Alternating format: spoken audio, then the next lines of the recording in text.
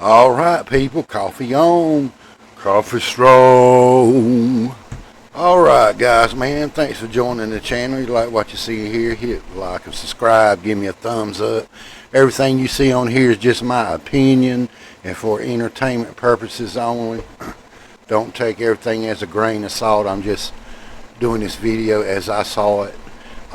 Today's topic, my kettle is full of metal. You know, I love metal music. Man, where do I start? You know, and I especially think certain guitarists are very underrated. But that being said, back in the 80s when I was young, you know, listening to the radio, I think the closest thing to guitar rock we had was Rick Springfield. I enjoyed Rick Springfield pretty much. Ozzy had just left Black Sabbath and he was taking off. He had just hired Randy Rhoads. Of course, Randy and Kevin DuBrow formed Quiet Riot, or they formed it. And Randy left and took the job with Ozzy. So at the time, Van Halen was beefing up the strip. They were the hottest thing and they were coming out on the radio. And like I say, Ozzy was already going. Okay. Then Quiet Riot comes up out of the blue. I think they used the idea that, yeah, Randy's playing with Ozzy now, and they used that. Kevin reformed Quiet Riot, and they came out with Come On Feel the Noise, and so they were hitting pretty big and doing good. And then here comes Motley Crue. They were blowing the strip up pretty good at this time. Van Halen already took off, Ozzy took off, Quiet Riot took off, and then here comes Motley Crue, and then the band from England, Def Leppard. Okay, and long after that, Bon Jovi came in, you know, with She's a Little Runaway, you know. So that's my catchphrase. My kettle is full of metal. You know? So, I truly think that Mick Mars was a very underrated guitar player. Me, as a fellow guitar player, he really taught me how to carry a band with one guitar player. Don't get me wrong now. I enjoy being in bands that have two guitarists in it because it takes the weight off. You know, you can share the load. But Mick had a sound where he could do it and made it sound like they were two players and really they weren't one. But he did it by detuning and going to drop D. So, you know, I say that if you play guitar, you want to learn to play guitar, check out my channel, Blazing Brian Guitar. I've got 2 Crew songs loaded up. I think I've got Looks That Kill and Girls, Girls, Girls. They're both in the drop D tuning. If you go there, I'll show you exactly how to play it and all of that. But Mick was very influential, man. I mean, he had that sound to bring it out. He's really the catalyst for the Crew sound. You know, he had that dirty sound, but it fit, and it fit the Crew. I mean, he's just such a good player, well-rounded.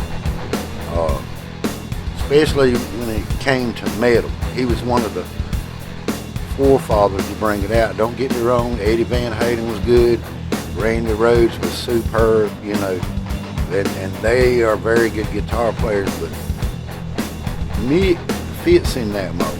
I mean, he didn't really, you know, he just plays. He likes to play music. He could care less about being, you know, put up there on the stage or whatever. He just enjoyed playing. And that's what I like about him. I mean, he was really a well-rounded player, man, in his leads, man. Pure genius, man. I was trying to figure out the leads to Girls, Girls, Girls, and some of the other songs and the techniques he would use, man. Just pure phenomenal. And after that, you know, and you think about it, what made it successful was the idea that each one of these bands sounded different They were their own thing. You know, Ozzy was just Ozzy. There was no copying him. Crew was Crew.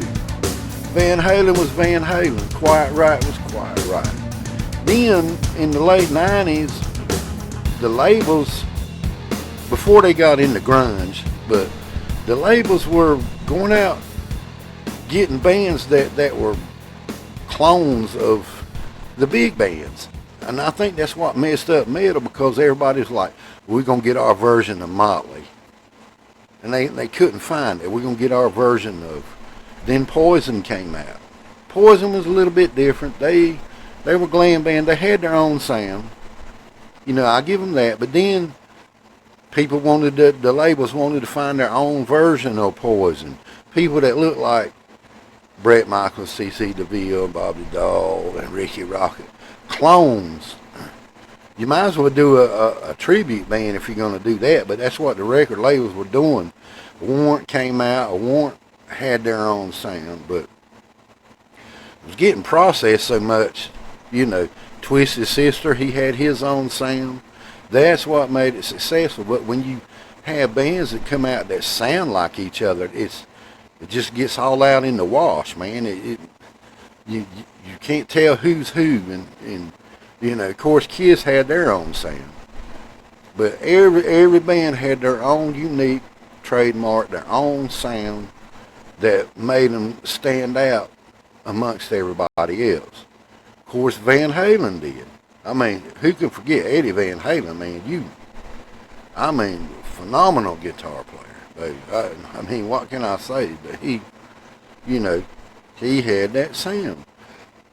Dimebag Darrell, when he came out with Pantera, he had that sound. Everybody says and I probably agree with him, he's the best guitar player on the darn planet, man.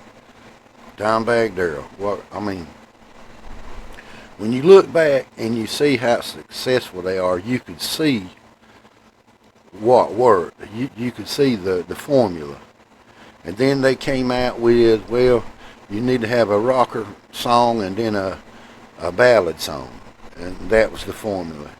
You know, then later on, you know, of course you had Bon Jovi came out, and then Cinderella, and then Skid Row. They all had their own, I can agree they had their own sound, but you started having all these other bands get signed that were carbon copies of the bands that were already successful, and that's what made it wash up. And then I think the record label killed it in one day. They said, we need to do something. Then they came up with grunge. They just completely wiped out metal as far as signing metal bands. They completely wiped it out. Next thing you know, you had Nirvana and Soundgarden and all these groups, you know. So, I mean, I'm not going to leave out Queensryche. They were one of the bands, two bands from Seattle that I like, Queensryche and Alice in Chains. Alice in Chains had just enough metal sound to kind of fit in between. I loved them, man. And Lane Staley, he had that voice, man. There's nobody copying that.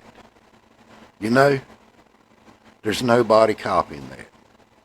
That's what's so phenomenal about it. And the guitar player, you know, there's no copying that.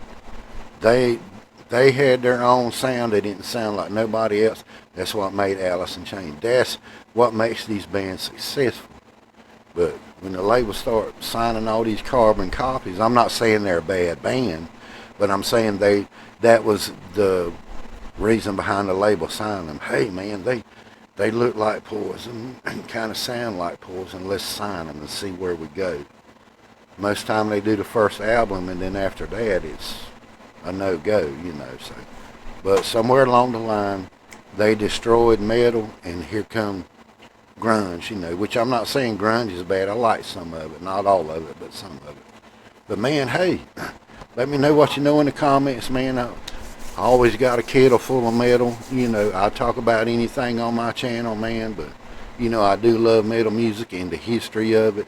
You know, I like Iron Maiden, Judas Priest, the British groups. I love all of that stuff. And I'll come back and do some videos on some of my other groups. But, hey, y'all have a good one.